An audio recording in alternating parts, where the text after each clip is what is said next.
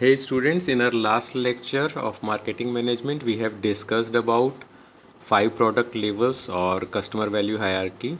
In this lecture, we will talk about product classification. We need to understand that products can be classified into different categories, and on the basis of that classification, the marketer understands that in which particular category its products fall, and depending on that category, the marketing strategies, marketing planning, and sales strategies is different for different classes of the product. So it is very important for marketers to understand that what could be the classification for different types of products, and depending on that classification, how the strategies for different products are different. So the products can be classified on two bases. One is on the basis of durability and tangibility, and the second is on the basis of users. In this lecture, we'll discuss product classification on the basis of durability and tangibility. Durability and tangibility means product is durable if it lasts long, and if we can see a product, we can touch a product, then it is a tangible product. If we cannot see, cannot touch, can just feel, then it is a intangible product. So on the basis of durability and tangibility, there are three basic categories of products or three basic classes of products: non-durable goods, durable goods, and services. We have discussed earlier that when we say something as product, that includes goods as well as services. So a product is a broader term to be used for goods as well as services. So within product there are goods as well as services.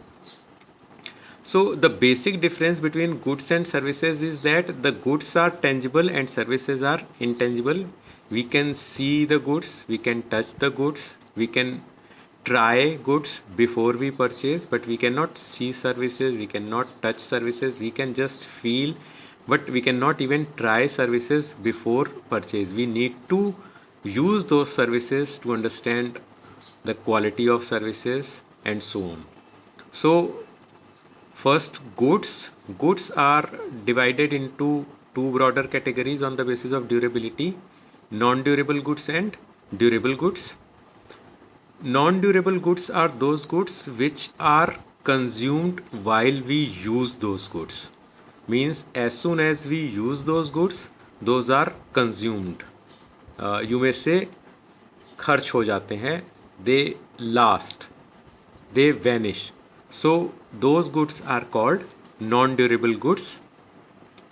So goods like washing powder, edible items, and even FMCG like toothpaste, shampoo, oil, these are all non-durable goods. They last as we use, they get consumed. So these are non-durable goods. And the durable goods are those goods that do not get consumed as we use those goods.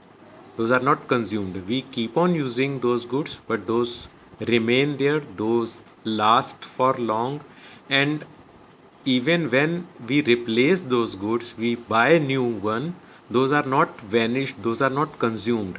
The goods that have been used earlier still remain there. We need to throw those away, we need to sell those again, we need to sell those to a person who buys scrap. So we need to do something with those goods. Those do not vanish, those are not consumed. So just a simple things to understand: durable goods are furnitures, electrical appliances, vehicles, sports items. So these are all durable goods. So marketers need to understand then, while for non-durable goods, the marketer does not require any strategy for old items. A customer need not to think that what could be done or what would be done with the old items when buying new. While in durable goods, for a customer, it is very important to understand, what is very important to determine or decide that what to be done with the old goods when buying new one. Simple example, if a customer is using a toothpaste, it gets consumed and customer buys a new one. But if a customer is or a person is using television, it does not get consumed. So when a consumer or a person wants to buy a new television, first that individual thinks what to be done with the old one. Where would I sell the old one? Where would I throw the old one? Then only I would be able to buy a new television. So for non-durable goods, the marketer does not need to think anything about uh, the old items, old products that the customer is already using. But for durable goods, the marketer also need to make strategies for the old items for the individuals or customers. So that is why sometimes marketers buy old and sell new products to the customers. So exchange offers are there. You can exchange your old TV with new TV. You can exchange your old mobile with new one. You can exchange your furniture with new one. So for durable goods, the marketer also need to think that they should give a solution to the customer that what needs to be done with the old item. Last category is services.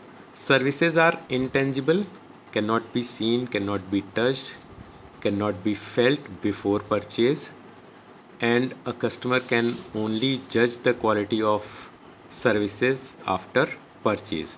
So these are intangible and cannot be separated from the service provider. The important thing about the services is that in services, the ownership is not transferred to the customer. In case of goods, the ownership is transferred to the customer, but in case of services, the ownership is not transferred to the customer. A simple example, when we buy simply a car, a television, a shampoo, a soap, the ownership of these products is transferred to us. But when we buy services like air travel, train travel, hotel services, or any other services, we just get services, but we do not get the ownership of those things that we use while we are getting services.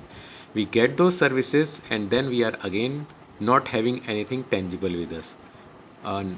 Air travel makes us fly from one place to other, but that's all. We don't have anything tangible with us. We don't carry anything with us to our home. We don't get ownership of anything, any seat, any flight, or anything else.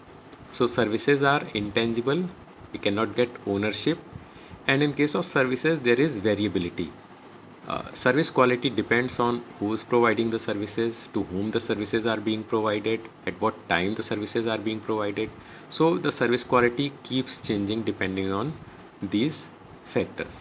So for the marketers of services, the marketer need to understand, because those are services, the customer cannot judge the quality beforehand. Then there needs to be using some cues, some other evidences to communicate to the customer that the service quality is good. That's all for this lecture. We'll discuss other product classification in our next lecture. Thank you.